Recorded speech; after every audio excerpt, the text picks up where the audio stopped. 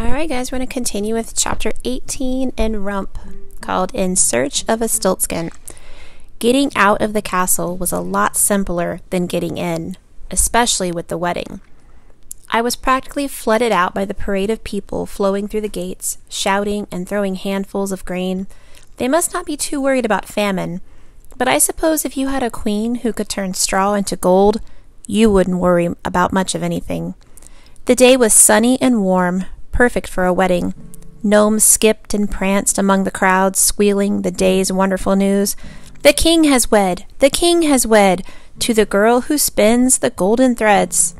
I followed the crowd down the hill, and who would have thought nothing was right where I left him? Chewing grass and looking bored.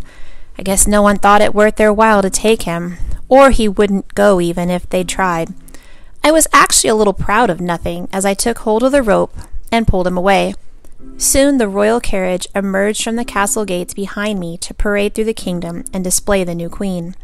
The roads were flooded with nobles and soldiers and servants and peasants, and they all erupted into victorious shouts as the carriage came into view. There was Opal, Queen Opal, wearing a golden crown on her head and a gown embroidered with gold thread. She smiled but looked as blank as ever, and her tongue wound around her mouth. I wondered if she was still nervous. King Barf's gold crown was bigger than his head, and he was dressed in even more gold than the first time I saw him. Gold breastplate, armbands, a gold-hilted sword and scabbard, gold tassels and buckles, and gold embroidery all over. It was amazing they both weren't devoured by pixies. But then I saw a dozen servants surrounding them, swatting the pixies away with big paddles or spraying them with dirt. The carriage was also encased in light netting. A few unfortunate servants were tossing fat gold coins into the street, warding off the pixies as best they could. People were crawling and scratching to get at the gold. The miller and all his sons were in the crowd, and they bumped and shoved more than anyone, snarling to get the coins.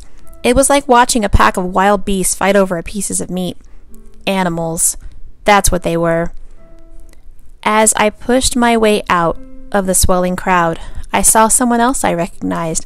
Kessler, the peddler, sat on the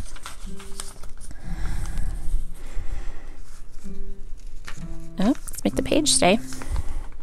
Side of the road all by himself. His patchy sack lay limp and empty by his side. He was barefoot and filthy, his bright orange hair dingy from dirt and grease, but at least he had no mice around him. I wondered how he'd gotten rid of them. Perhaps he could tell me how to undo all the trouble I had caused. Kessler held a small object up close to his face.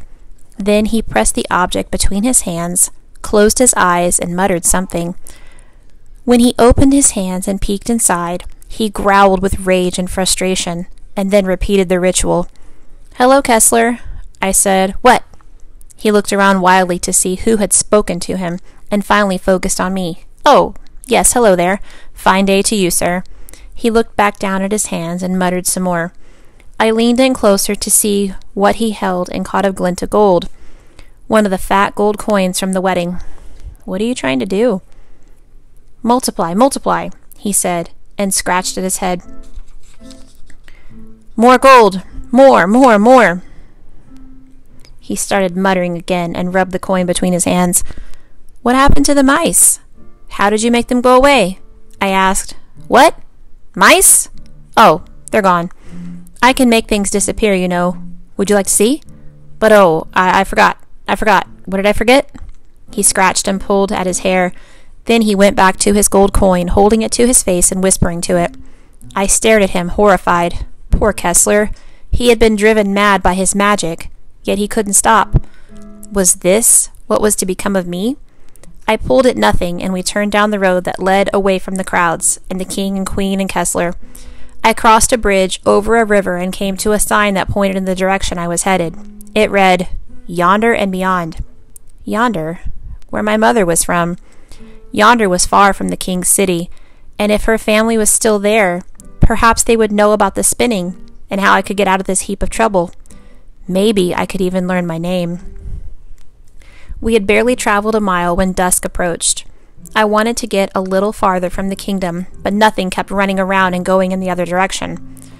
Then, when I had him headed the right way, he kept stopping to graze the grass. We were moving so slowly that the ants beneath us reached a destination before we did.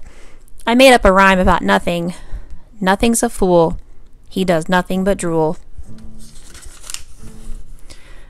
But I rule his fool, 'cause I stepped in his pool of drool. It was getting dark in the eastern woods. I was exhausted, even though we'd probably traveled only 2 miles after all of Nothing's walking in the wrong direction, and my whole body was still stiff and sore from my fall. Then a gnome scurried up the road, squealing, "Message for Rump! Message for Rump!" The gnome came right up to my feet. "Message for Rump! Message for Rump!" "I'm Rump," I said, irritated. The gnome jumped with glee, but he was breathing hard. He must have run a long time to catch up with me.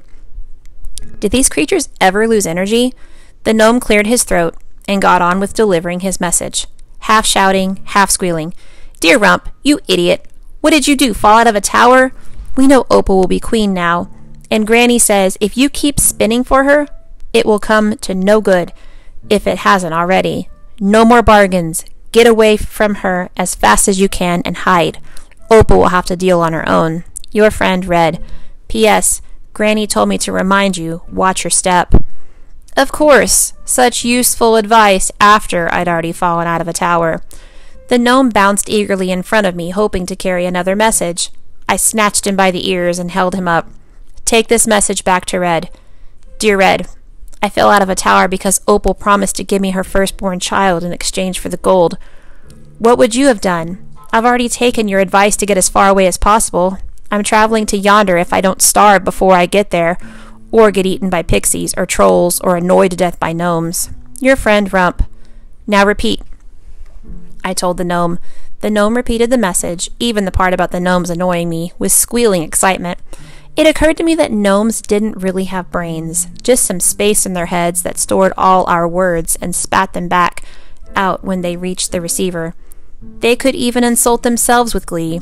The gnome scurried off screeching, "Message for Red! Message for Red!" I wondered if he would stop to sleep or eat before he got there. I knew I needed to eat and find a place to sleep. I had to stop for the night. And I couldn't rely on the hope that I might find a farm or a village soon. The side of the road was thick with trees and shrubs. Maybe I could find some early berries or some edible mushrooms so I could have Martha's bread and pie for later. Who knew how long I would be on the road? I tugged at Nothing to go into the trees, but he didn't move. "There's better grazing in here," I said. I tugged some more, but Nothing didn't budge. I slapped his rear and yanked and pulled, and then he drove forward and knocked me flat on my back. The wind whooshed out of me. I stuck my tongue out at Nothing and left him grazing in the road. I walked into the trees a ways. It was early spring, so the plants were just starting to sprout and grow buds, but nothing was edible yet. I turned up leaves and dug a bit in the dirt, but I didn't find so much as a snail. I walked farther, and suddenly, right before me was the most amazing sight. An apple tree, a huge apple tree, its branches bent to the earth with the weight of apples, ripe, red, juicy apples beckoning me to sink my teeth into them. My mouth watered. I stepped forward and reached for an apple. Snap! Schwip! Schlunk! Instantly, I was seized by my ankle and yanked upside down into the air. I yelped and wriggled, but my ankle was held fast by some kind of rope. Next moment, I heard something big lumbering through the brush. "We've got one! We've got one!" A creature burst through the trees. "We've got a boy!" More creatures came rushing through the trees. They were all big and brutish, with arms as thick as my stomach that hung down to their knees.